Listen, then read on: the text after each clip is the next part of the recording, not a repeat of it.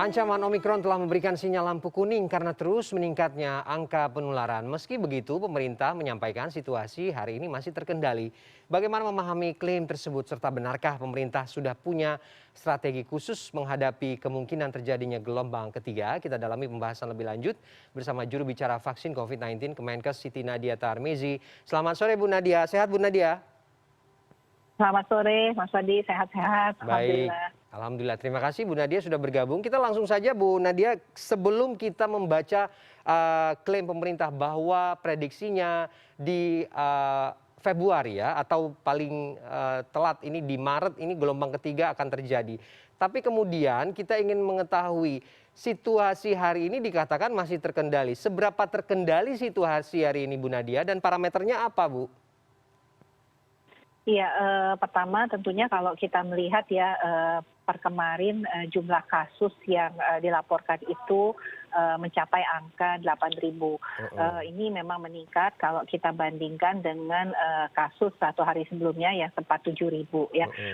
Kita tahu 3 hari yang lalu kasusnya dilaporkan 3.000. Jadi artinya memang terjadi peningkatan selama beberapa minggu terakhir ini, mulai dari yang tadinya kita berada pada angka di bawah 200.000, tapi kemudian terus meningkat sampai dengan 1.700 sempat turun, kemudian naik lagi menjadi angka 2.000, 3.000 dan 2 hari yang lalu 7.000 dan 8.000 ya. Tapi kita melihat bahwa angka positivity rate kita atau angka positif kita itu masih di bawah daripada indikator yang dikatakan oleh WHO, yaitu kurang dari 5%. Dan yang kedua, angka kematian kita itu masih di bawah dari juga angka yang ditetapkan. Dengan angka kematian itu memang peningkatannya tidak signifikan, yaitu kita tahu angka kematian kita itu masih kurang dari 10 ya kematian per hari. Jadi dan juga kalau kita lihat tingkat keterisian tempat perawatan, walaupun kemarin DKI sempat melaporkan mencapai 41%, tapi setelah kita lakukan pembetulan ya terkait angka berapa sebenarnya kapasitas perawatan yang ada di rumah sakit, termasuk yang kemarin sudah disiapkan, tapi kemudian ditutup kembali karena memang kasus sudah sangat rendah, sehingga kalau kita lihat angka ketersediaan tempat perawatan DKI pun sebenarnya masih di bawah angka 10%. Jadi kalau kita melihat ini laju penularan memang terjadi peningkatan, tetapi masih dalam situasi yang terkendali. Oke, artinya dengan variabel dan parameter yang disampaikan tadi sudah menjadi ciri-ciri awal bahwa prediksi gelombang ketiga ini memang tidak bisa dihindari walaupun strateginya dan apapun skema untuk antisipasi sudah disiapkan begitu. Ya, artinya peningkatan kasus ya. Apakah ini artinya gelombang ketiga? Karena kita melihat bahwa kasus kita kemarin sudah sangat rendah ya kalau kita bandingkan yang terjadi di bulan Juni, Juli. Tetapi tentunya kalau kita melihat juga dari sisi peningkatan kasus itu potensi itu terjadi. Memang dari awal kita sudah mengatakan bahwa gelombang ketiga adalah suatu hal yang bisa terjadi peningkatan.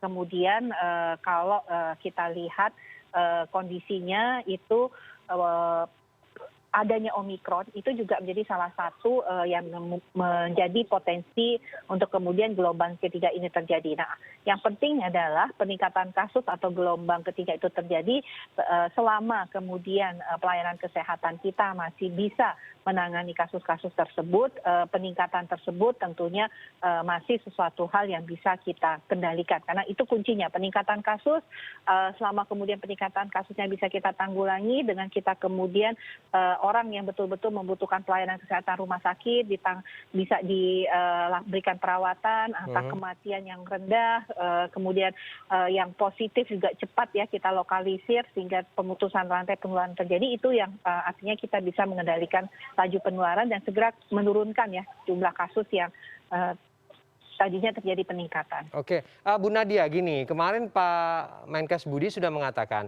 bahkan tadi Presiden setengah jam yang lalu juga sudah menyampaikan jika strategi penanganan varian Omikron ini sudah sesuai dengan karakternya sendiri begitu.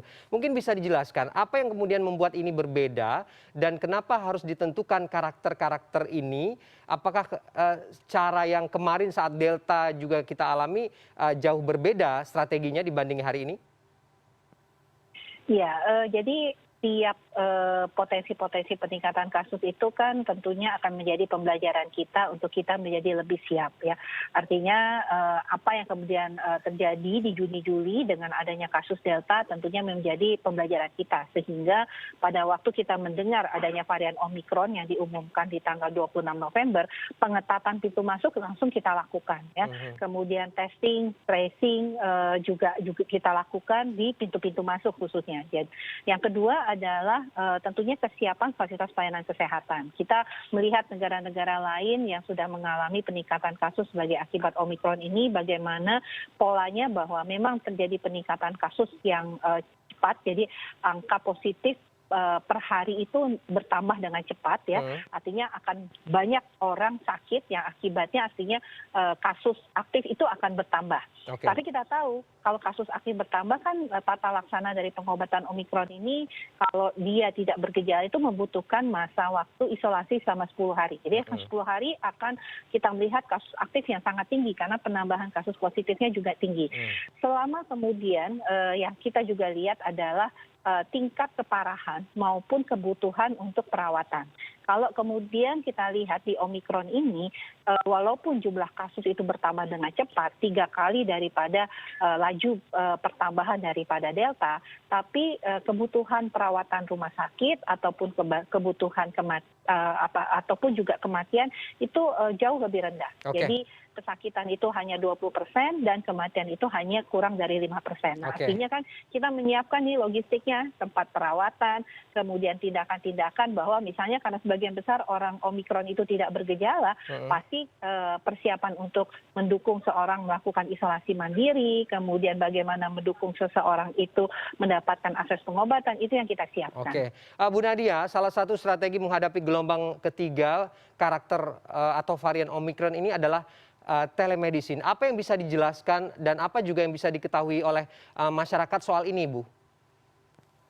Iya, jadi memang kita sudah membuat ini ya suatu strategi, artinya kalau kita lihat banyaknya kasus Omikron ataupun terjadinya peningkatan kasus COVID-19 ya, di mana kalau kita melihat memang banyak yang positif tetapi banyaknya juga tidak bergejala ya, kalau kita lihat pola dari Omikron ini. Bahkan kalau pun bergejala, gejalanya hanya ringan atau sedang, artinya masyarakat bisa melakukan isolasi secara mandiri. Nah, isolasi mandiri ini perlu didukung bahwa tetap dalam pengawasan tenaga kesehatan. Oleh karena itu, agar masyarakat juga bisa lebih termonitor untuk pelaksanaan isolasi mandirinya, makanya kemudian ada layanan telemedicine ini. Jadi layanan telemedicine ini sebenarnya pada waktu Delta itu juga sudah kita mulai, tapi saat ini kita bekerja sama dengan lebih banyak asosiasi telemedicine ya, jadi sudah ada 17 asosiasi telemedicine, di mana yang paling penting adalah pada saat kita melakukan pemeriksaan laboratorium, di mana laboratorium itu adalah laboratorium yang terjaring sebagai laboratorium nasional, maka yang bersangkutan kalau positif dia akan mendapatkan SMS di teleponnya masing-masing, di telepon genggamnya masing-masing, yang nanti di dalam SMS itu ada link untuk masuk ke layanan telemedicine ini. Nah, nanti diklik saja link tersebut, kemudian yang masyarakat tadi akan kemudian terkoneksi dengan layanan telemedicine, sekaligus juga nanti ada screening 14 pertanyaan, di mana nanti pada waktu kesimpulan itu bisa mendapatkan obat-obat untuk misalnya kalau dia memang layak isolasi mandiri ya, dia akan tersupport dengan pemberian obat yang sudah kita buatkan dalam paket-paket tertentu. Jadi kalau dia tidak bergejala itu akan diberikan vitamin ataupun keluhan-keluhan lainnya. Tapi kalau dia gejalanya ringan akan ada obat-obat antivirus, termasuk juga nanti apakah perlu ditambahkan obat-obat baru ya seperti molnupiravir ataupun Paxlovid untuk mencegah dia jatuh ke kondisi yang lebih berat. Dan ini tentunya berdasarkan konsultasi dengan tenaga kesehatan. Dan dalam 10 hari melalui layanan telemedicine ini akan terus-menerus dipantau untuk dipastikan dia betul-betul melakukan isolasi dan betul-betul sudah sehat dan tidak ada perburukan. Kalau ada perburukan itu harus langsung dirujuk ke rumah sakit ataupun isolasi terpusat. Oke, terakhir Bu Nadia, bagaimana memberikan pemahaman kepada masyarakat luas, mindsetnya adalah varian Omikron ini penularannya tinggi tapi keparahannya rendah atau bahkan ada yang asimptomatik. Ini meningkatkan kewaspadaan tanpa ada rasa takut dan tetap prokes begitu ya, dan juga meningkatkan imunitas. Ini membuat situasi ini tidak menjadi sebuah ketakutan di tengah publik atau bagaimana kemudian menyampaikan ini, Bu Nadia? Iya. Jadi pesan kita adalah pandemi ini belum selesai. Ini yang pertama. Yang kedua, adanya varian Omikron, tapi tentunya dengan percepatan vaksinasi ini akan memberikan perlindungan kita terhadap varian Omikron ini. Kita harus tetap waspada karena kita juga melihat karena kecepatan penularan varian Omikron ini yang sangat cepat membuat orang menjadi mudah untuk tertular sakit, tetapi cenderung tidak bergejala. Artinya kalau kemudian yang saat ini selalu kita ingatkan, kalau kita merasa kondisi kesehatan tubuh kita ada demam, batuk, pilek yang ringan ya, yang seringkali kita kira ini seperti flu biasa, jangan ragu-ragu untuk segera testing. Karena gejala ini bisa memungkinkan kita ini positif COVID-19 dan artinya mungkin juga ini adalah kondisi Omikron yang kita alami. Jadi masyarakat tentunya kita sudah tahu bahwa apapun variannya, kita tahu metode untuk menanganinya. Nah, saat ini pemerintah terus melakukan upaya-upaya untuk mengingatkan masyarakat untuk tetap menjalankan protokol kesehatan, segera vaksinasi dosis 1, dosis kedua, dan termasuk kalau yang sudah waktunya mendapatkan booster, segera booster karena akan menambahkan perlindungan. Tidak perlu panik, kita sudah punya toolsnya, kita sudah lebih siap dibandingkan pada waktu kita menghadapi varian Delta. Yang penting adalah kerjasama dari masyarakat, bagaimana tadi dari sisi protokol kesehatan, karena kita tahu Omikron ini cenderung tidak bergejala, sehingga kita perlu melindungi diri kita dan menjaga kita tidak menjadi sumber penularan kepada orang lain. Oke, baik, strategi sudah siap, sistem kesehatan juga sudah siap. Kita berharap tidak ada sesuatu hal yang mengkhawatirkan ya, mengingat juga angkanya terus bertambah secara eksponensial. Terima kasih Siti Nadia Tarmizi, jubir vaksin COVID-19 Kemenkes sudah bergabung dengan CNN Indonesia Newsroom sore ini.